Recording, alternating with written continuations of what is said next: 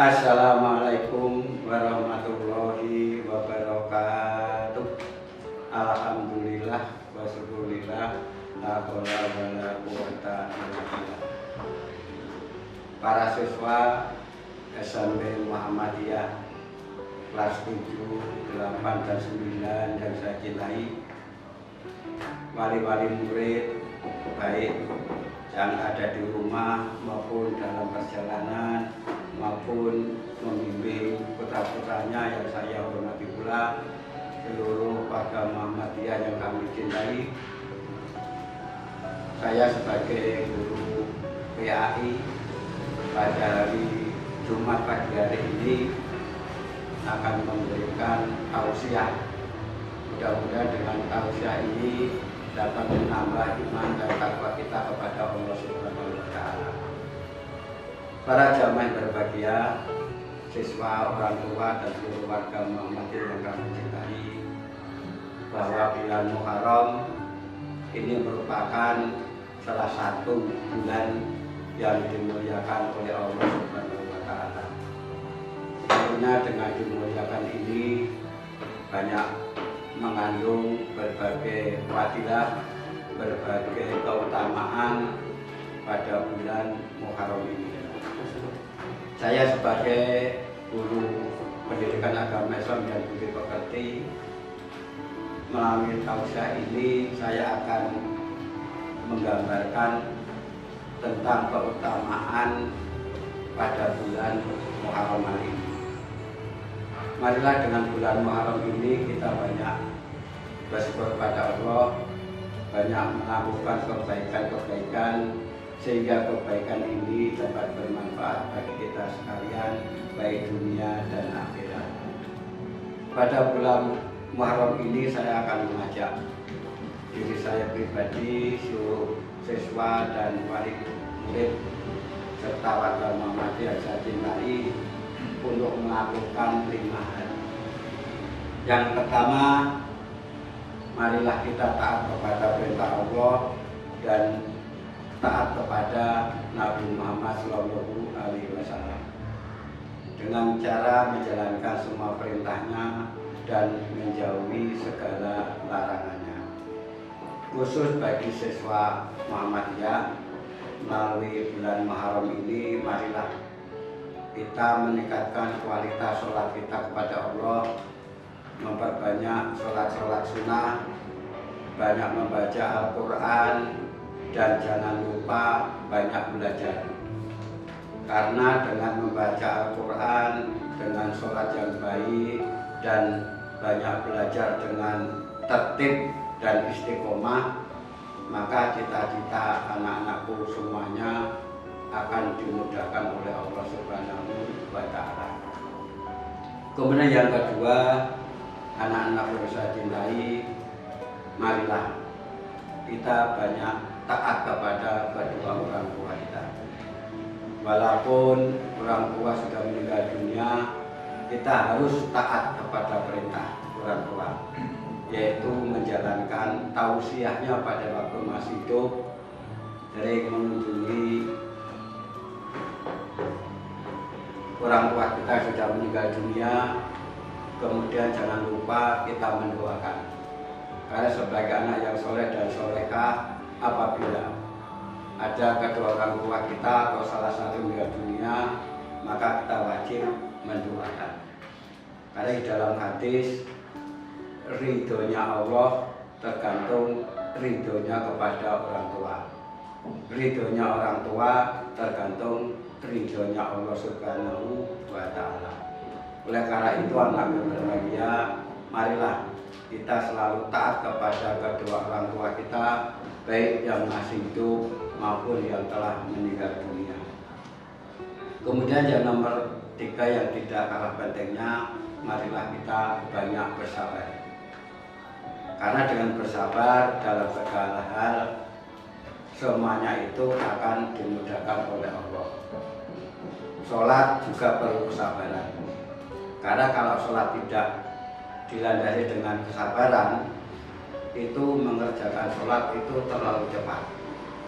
Sehingga kalau sholat terlalu cepat, maka keutamaan sholat, terutama kekhusyuan dan ketawaduan kita pada Allah itu sulit tercapai.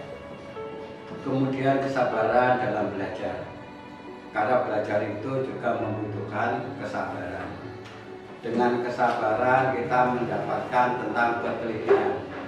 Dengan sabar dan teliti, insya Allah semua materi pelajaran yang ada di dalam buku itu mudah masuk ke dalam hati dan masuk ke dalam pikiran kita. Kemudian juga bahwa kesabaran itu memudahkan kita mendapat pelayanan dari Allah. Semua doa-doa kita dimudahkan oleh Allah. Karena Allah pernah bersabda melalui Rasulullah-Nya, mintalah kepadaku dengan sholat dan sabar. Karena dengan sholat yang baik, kemudian kita belajar rajin, insya Allah cita-cita kita dimudahkan oleh Allah Subhanahu wa Ta'ala. Kemudian yang nomor 4, marilah kita banyak berdoa. Karena dengan berdoa, insya Allah semua hal-hal yang menghambat tujuan kita akan dimudahkan oleh Allah. Karena Allah pernah bersabda, sesungguhnya doa itu dapat merubah nasib. Maka dengan kita banyak berdoa, yang tadinya kurang beruntung, insya Allah akan mendapat keberuntungan. Kemudian dengan doa yang baik, sesuatu yang sial akan dimudahkan oleh Allah. Kemudian dengan kita banyak berdoa, hal-hal yang menghalangi kita akan ditunjukkan oleh Allah Subhanahu wa Ta'ala. Karena doa itu sangat penting. Karena hakikat sholat termasuk perlu berdoa. Maka berdoa itu juga perlu kesabaran. Kemudian yang terakhir, anak-anak yang saya cintai dan wali siswa yang saya hormati, yang nomor 5 yang tidak kalah pentingnya, yaitu hindarilah perbuatan yang negatif.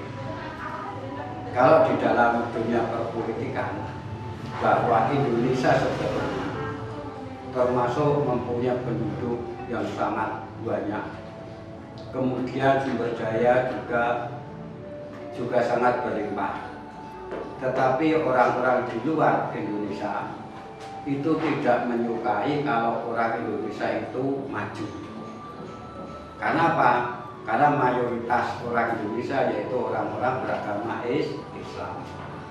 Maka berbagai cara orang-orang luar itu bagaimana supaya rakyat Indonesia yang notabene banyak beragama Islam itu dihambat agar Indonesia tidak menjadi negara yang kuat, baik kuat ekonominya, kuat bidang ilmunya, kuat bidang militernya, dan lain sebagainya. Maka saya hanya berpesan 4 hal yang dapat merusak generasi muda, terutama generasi Islam, yaitu orang luar, dengan cara memperbanyak video porno. Karena orang yang mempunyai sering melihat video porno itu otaknya akan dicuci, sehingga mereka belajar menjadi malas. Kemudian yang kedua, orang luar itu banyak mengajak kepada generasi muda Indonesia itu diajak untuk minum minuman keras. Karena kalau orang itu sudah minum minuman keras, otaknya itu blank, cita-citanya tidak mungkin tercapai. Banyak berperilaku kriminal. Kemudian yang ketiga, orang luar itu memasukkan sabu-sabu. Itu salah satu diantaranya agar generasi muda Islam di Indonesia ini menjadi generasi yang lembek. Kalau generasi yang lembek, maka cita-citanya tidak mungkin dapat tercapai. Itulah yang salah satu diantara kekhawatiran orang luar kepada umat Islam, terutama generasi Islam yang ada di Indonesia. Kemudian yang keempat, yaitu dengan menggelontorkan perilaku-perilaku yang tidak islami. Salah satu di antaranya yaitu dengan menggunakan tato. Nah, itu salah satu di antara orang luar ingin merusak generasi muda Islam Indonesia dengan menggunakan tato. Karena dalam ajaran Islam, barang siapa orang yang wudu dan kulitnya tidak tersentuh air wudu, itu sholatnya batal. Padahal dengan tubuh ditato, itu secara otomatis tubuhnya tidak terkena air wudu, sehingga sholatnya tidak diterima oleh Allah. Oleh karena itu, anak yang berbahagia, marilah kita hindari perbuatan-perbuatan yang negatif, minuman keras, melihat video porno, menggunakan tato, dan perilaku-perilaku yang tidak islami. Itu dapat merugikan dirimu sendiri, dapat merugikan keluargamu, masyarakat, bangsa, dan negara. Oleh karena itu, anak berbahagia, 5 hal inilah saya hanya berpesan, mudah-mudahan kamu dapat mengerjakan dengan baik dan menghindari perbuatan-perbuatan yang negatif yang merusak dirimu, merusak lingkungan, merusak keluargamu, dan merusak bangsa dan negara. Cukup sekian. Wassalamualaikum warahmatullahi wabarakatuh.